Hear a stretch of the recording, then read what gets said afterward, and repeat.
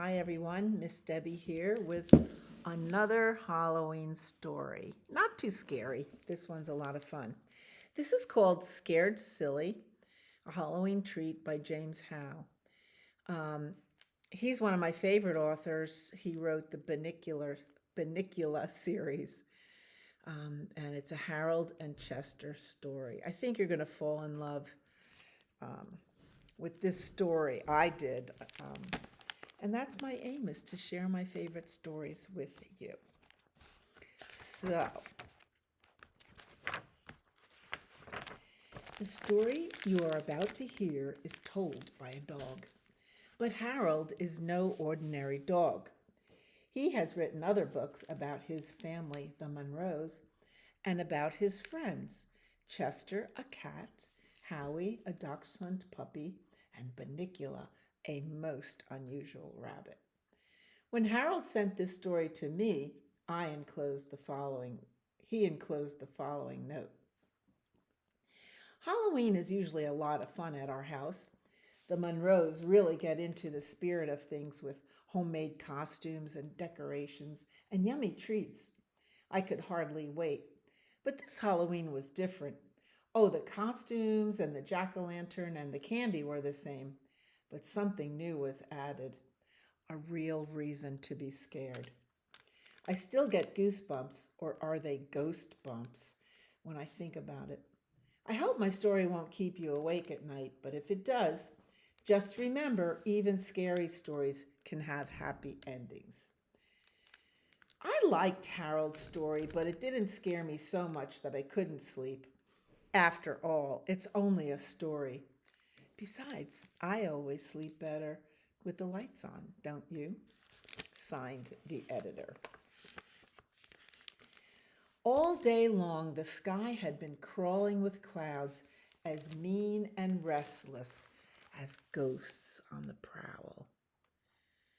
Isn't this a scary time of year?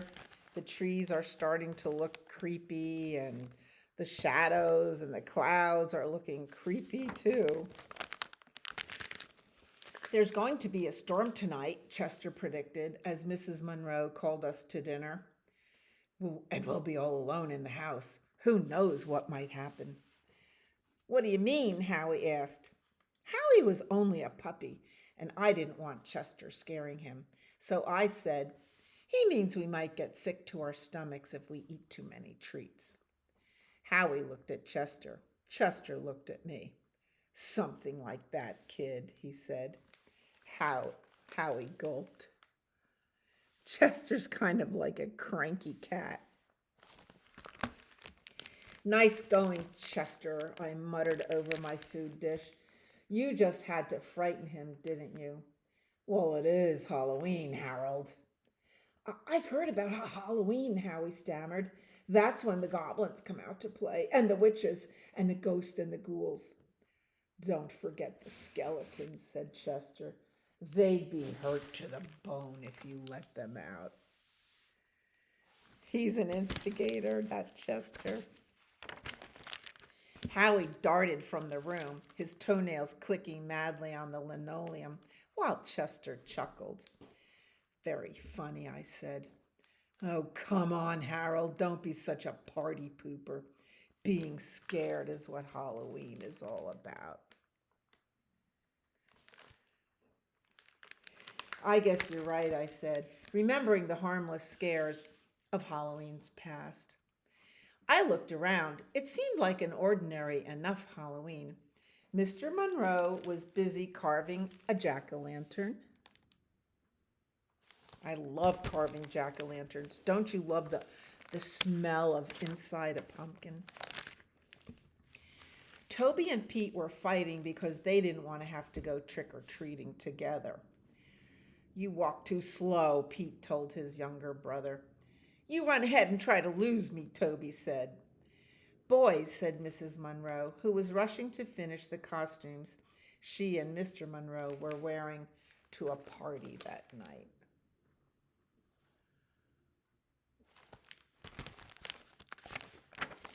Benicula was sleeping in his cage. I knew he would wake up once it was dark, and I wondered if he was looking forward to Halloween. After all, since he is a vampire rabbit, at least Chester says so, I imagined Halloween might be a special night for him. I didn't think much about it, though. Eating always makes me drowsy, and it wasn't long before I was sound asleep. There's Bunnicula, the vampire rabbit, and there's the animals are taking a nap. By the time I woke up, it was dark outside. The Monroes were gone. The wind was howling. The windows rattled. The doors and Howie shook. "What a racket," he cried. "What's going on?" "Oh, nothing," Chester said with a yawn. "Just some creaking bones." "It's the storm," I told Howie, giving Chester a dirty look. Howie jumped up onto the sofa and gazed out the window. "Who are they?" he asked.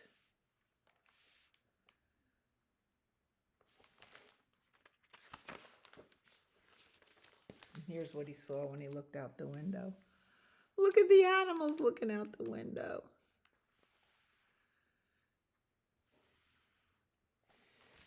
"Goblins looking for puppies to munch," said Chester. "Kids in costumes," I explained. "They're trick-or-treating. Look, Howie, Chester is just trying to frighten you." That's the fun of Halloween, being scared. But there's nothing really to be frightened of. And then there was a gust of wind. Whoosh! And all the lights went out. "Except maybe the dark," I added in a tiny voice. The three of us huddled by the sofa, looking around at the eerie shadows cast by the jack-o'-lantern's light. From across the room, Bunnicula stared at us, his eyes gleaming, his teeth glistening, his shadow making him seem twice as big as usual. There was something in the way he looked at us that held us spellbound.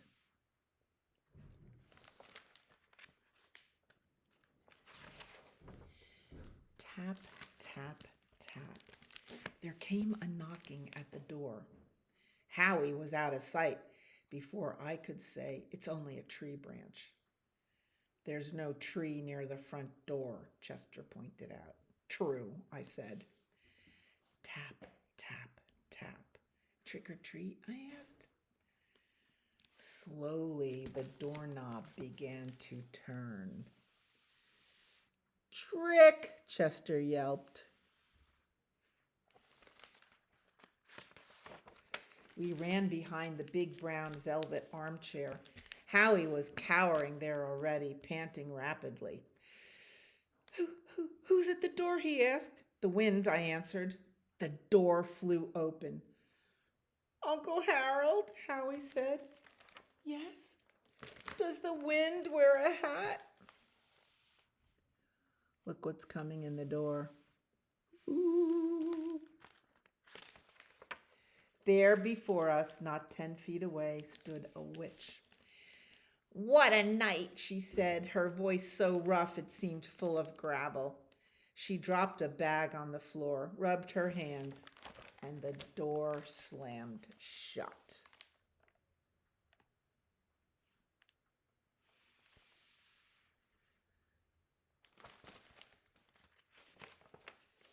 The witch came toward us, but stopped when she reached the jack-o'-lantern. In its light, we could see her long, crooked nose, the hairy warts on her wrinkled cheeks, the spider dangling from her hat. "Help!" Howie yipped. "What was that?" snarled the witch, turning her head. "Quiet," Chester said to Howie. "Do you want to end up as a Halloween treat?" The witch's eyes darted all about. Then she shrugged and carried the jack-o'-lantern off to the kitchen. She's pretty scary.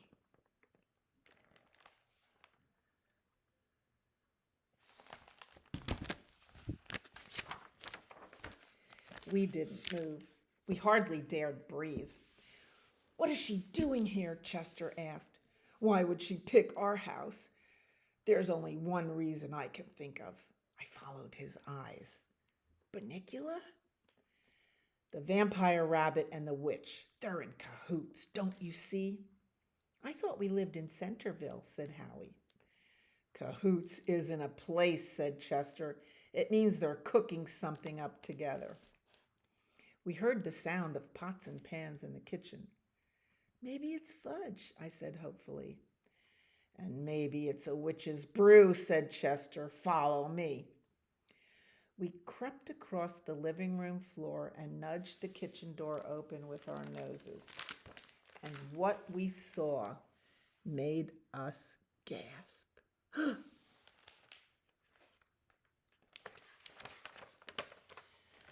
Burning candles filled the room.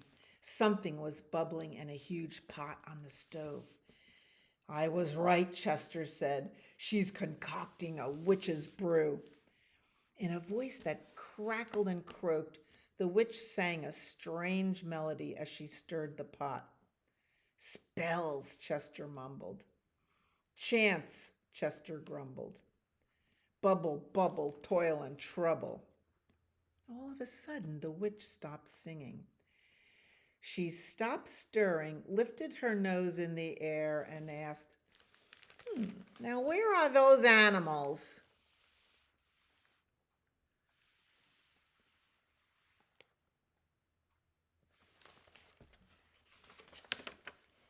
I never imagined that the three of us could fit behind the sofa at the same time, but no one stopped to measure. My mother didn't raise me to be an ingredient, Chester said. We've got to get out of here. The kitchen door opened wide. Light poured into the room. The witch was clicking her tongue, calling for us, and her head turning this way and that. And then she saw something. Ah, Bunnicula, she said.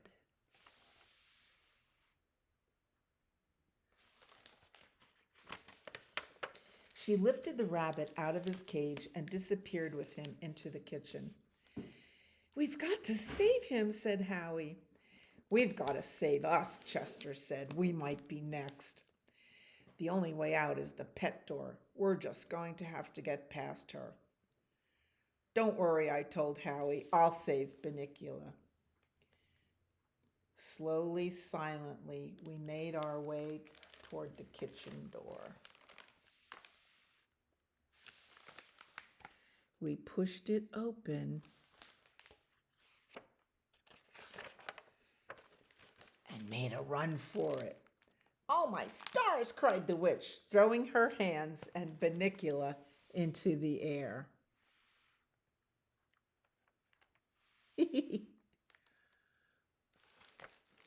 The bunny landed on my back. The witch laughed. Howie smacked into a table leg. Something fell to the floor with a crash.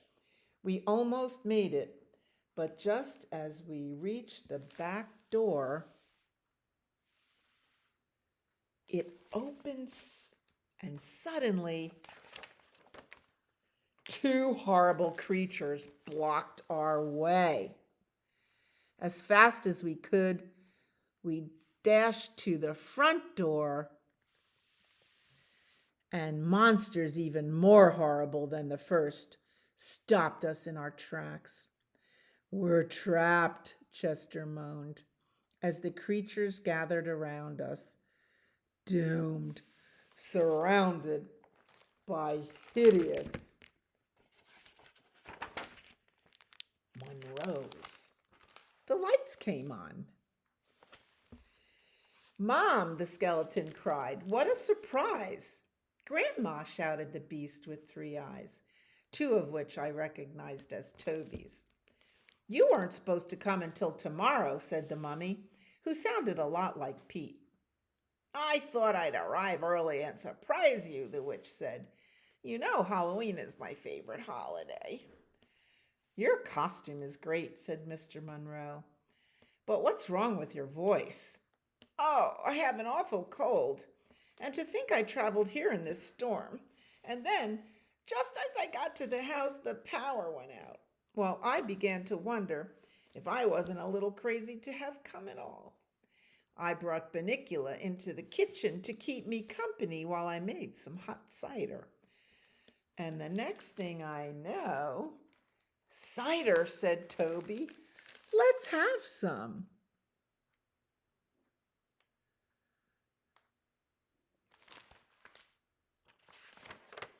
There's nothing like a little hot cider and some donuts to help you get over the jitters. Howie and I were beginning to relax at last and enjoy Halloween, even though Chester wasn't convinced the old lady was who she seemed to be. I know she looks a little like Mr. Monroe's mother under that costume and makeup, he said. And she sounds a little like Mr. Monroe's mother under that scratchy voice. But she could be a witch pretending to be Mr. Monroe's mother, couldn't she? Nonsense, I said. Stop trying to scare us, said Howie. By the way, Mom, Mr. Monroe said just then, how was your flight?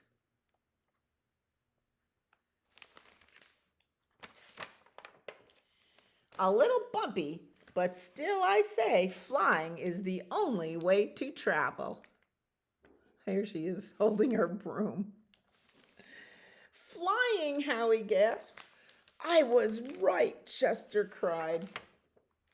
I didn't know whether Chester was right or not, but I wasn't taking any chances. Move over, you two, I said. It's going to be a long night. Do animals get scared on Halloween? I think so. And that is the story of Chester, Harold, Howie, and Benicula for Halloween.